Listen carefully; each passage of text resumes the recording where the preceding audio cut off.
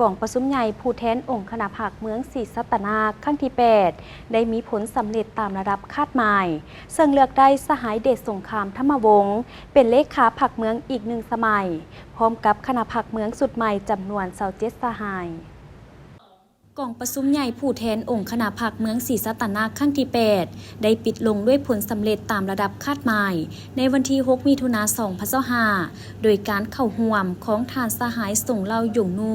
รองเลขาพรรคนครหลวงจันทร์ในกองประชุมได้พร้อมกันขนครัวและประกอบคำคิดคำเพนใส่ห่างบทรายงานการเมืองแผนพัฒนาเศรษฐกิจสังคมและบทสำรวจการนำพารวมของคณะพรรคสุดเก่ากองประชุมได้ตีราคาด้านดีด้านอ่อนข้อคงค้างสาเหตุบทเรียนในการนำพาซี่นำและการจัดตั้งปฏิบัติมติกองประชุมใหญ่ใน5 ปีผ่านมาพร้อมนี้กองประชุมยังได้เป็นเอกสารการรับร้องเอาทิศทางรวมคาดหมายสู่สนแต่ปี 2025 หา 2029รับฟังการรายงานและการประกอบคำเห็นจากผู้ต่างหน้าหลายภาคส่วนซึ่งล้วนแต่แสดงให้เห็นถึงความเป็นเอกภาพต่อบทรายงานการเมืองแผนพัฒนาเศรษฐกิจสังคมทิศทางแผนการและเวียกงานหอบด้านโดยส่วนหลายได้ลงเลิกรายงานผลสำเร็จแห่งการผันขยายและการจัดตั้งปฏิบัติมติกองประชุมใหญ่เข้าในแต่ละโครงเขตเวียกงานแขนงการของตนอันได้เฮ็ดให้กองประชุมมีเนื้อในอุดมสมบูรณ์ขึ้นเติมโอกาสนี้ผู้แทนกองประชุมได้พร้อมกันใช้สิทธิประชาธิปไตยของตนปอนบัตรเลือกเอาคณะบริหารงานพรรคเมืองสุดใหม่มีผู้ออกสมัครเลือกตั้ง32 สหายโดยเลือกเอา27 สหาย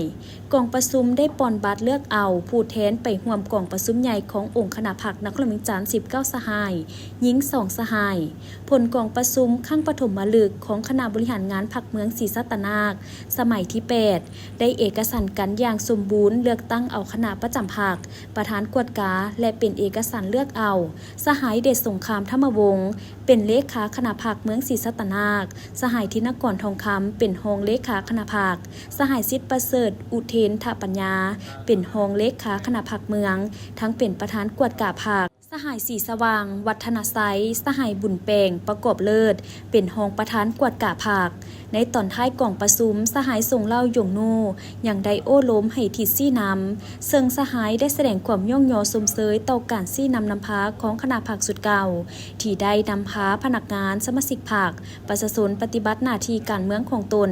ญาติได้ผลสำเร็จในหลายด้านพร้อมกันนั้นสหายอย่างได้แสดงความเป็นห่วงเป็นใยต่อด้านอ่อนของโครงข้างหลายด้านโดยเน้นให้เอาใจใส่คืนในการจัดตั้งปฏิบัติหลายเวียกงานพร้อมทั้งให้มีความเชื่อมั่นต่อคณะบริหารงานพรรคสุดใหม่